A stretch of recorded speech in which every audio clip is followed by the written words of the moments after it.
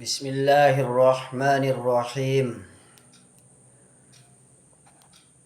Wa faraidul wudu'i sittatun.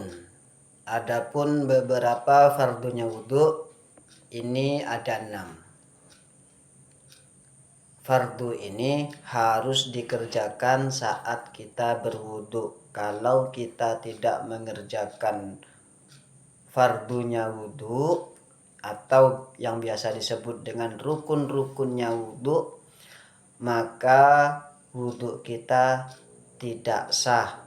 Kalau wudu kita tidak sah, maka akan berpengaruh kepada sholat yang kita kerjakan. Dalam artian sholatnya tidak sah. Kenapa? Karena wudu ini merupakan syarat sebelum melakukan sholat. Begitu. Yang pertama yaitu niat berwudu. Wa ghuslul wajhi, dan membasuh wajah. Wa ghuslul yadaini, dan membasuh kedua tangan, ma'al mirfaqaini, sampai kedua siku. Wa mashur ra'si, dan mengusap kepala. Wa ghuslur rijlaini, dan membasuh kedua kaki, ma'al ka'baini, sampai kedua mata kaki. Wat tartibu, dan tertib. Alama, atas runtutan. Zakarna, yang menyebutkan siapa saya. Untuk masalah penjelasan rukun wudu, yang pertama yaitu niat. Niat wudu ini harus dikerjakan saat mengusap permulaan wajah. Harus mengusap, niatnya wudu ini harus dikerjakan saat mengusap permulaan wajah.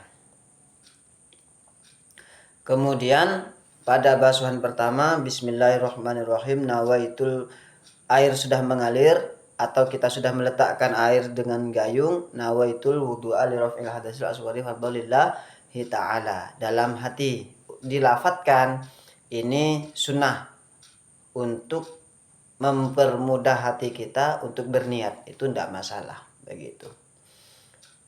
Kemudian dalam mengusap wajah dianggap 1 kali basuhan apabila sudah merata semua, sudah merata. Dan harus diingat batasan-batasan wajah dari tempat tumbuhnya rambut sampai dagu, dan kemudian dari batas telinga sampai ke telinga.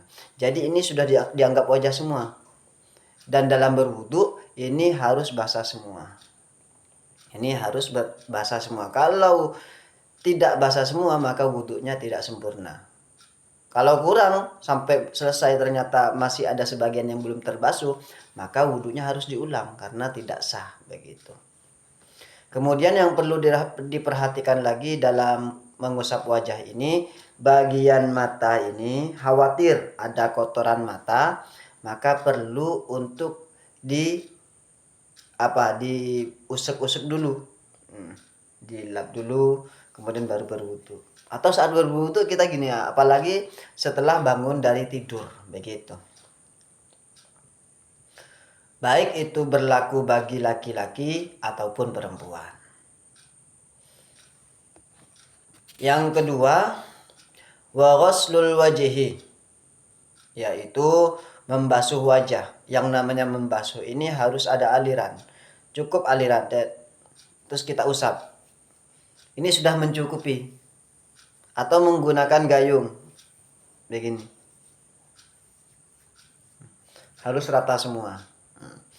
Bagaimana dengan semisal kita punya kumis, punya jenggot, punya jambang, bagaimana?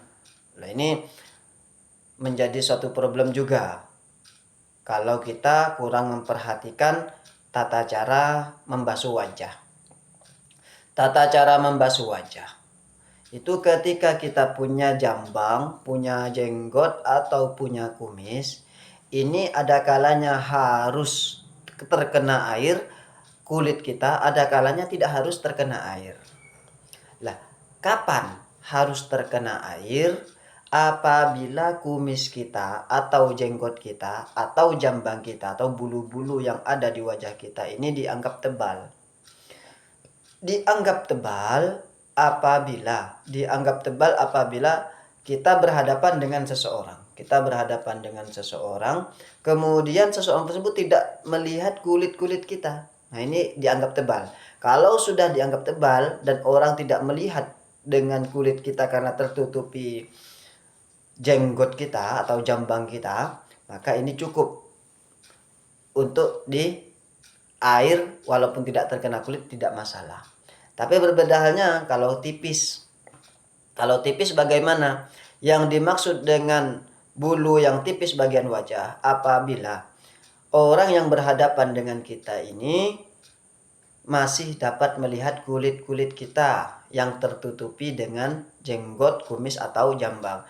Kalau orang yang berhadapan ini melihat kulit kita, maka kita wajib untuk menyampaikan air sampai kepada kulit begitu. Sampai bulu-bulu ini. Yang kedua, wa ghuslul yadaini, yaitu membasuh kedua tangan ma'al mirfaqaini sampai kedua siku. Mengusap dua tangan itu dimulai dari jari-jari sampai mengalir sampai ke bagian siku atau lebih sedikit supaya kita hilang dari sifat was-was begitu.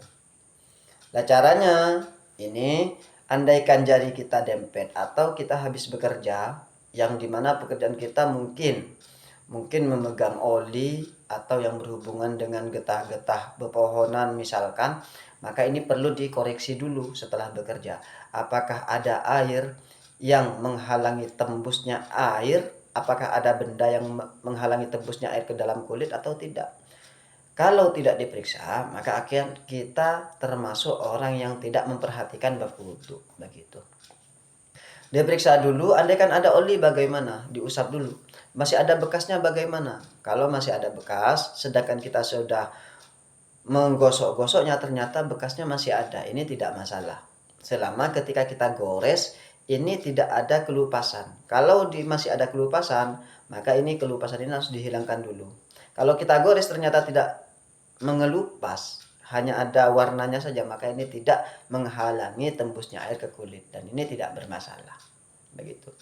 Begitu juga dengan warna hitam yang biasa ada di ujung kuku kita, berada di ujung kuku kita. Kalau nanti masih ada benda-benda hitam atau kotoran hitam yang ada di ujung kita, itu dapat menghalangi tembusnya air ke kulit dan itu wajib untuk dihilangkan begitu. Wa mashur ra'si. Nah, ini kalau bagian kepala itu menggunakan mashu bukan ghuslu. Mashu ini namanya mengusap bagian kepala, mengusap. Cukup begini saja, ambil air, usap. Tidak perlu ada aliran, tidak masalah. Kalau ini versinya Imam Syafi'i. Kalau versinya Imam Malik seperti ini prakteknya. Seluruh kepala harus kena. Imam Syafi'i cukup walaupun satu helai rambut begitu. Yang penting jangan sampai rambut kita panjang melewati dari batas wajah ini kemudian sampai ke sini, terus kemudian panjang melewati batas kepala dan kita hanya mengusap bagian ujung, ini tidak sah. Yang sah maka bagian sini saja yang berada di bagian kepala begitu. Wa ghuslur rijlaini, dan membasuh kedua kaki ma'al ka'baini, sampai kedua mata kaki. Sama halnya dengan membasuh tangan tadi. Ketika kaki-kaki kita kotor itu perlu ada gosokan-gosokan supaya kita lebih berhati-hati dalam berwudu dan supaya wudu kita menjadi sah. Jangan kita asal-asalan membasuh ternyata kita tidak memperhatikan benda-benda yang dapat menghambat air itu tembus ke kulit begitu. Terus bagian jari-jari kaki itu perlu digosok-gosok juga begitu.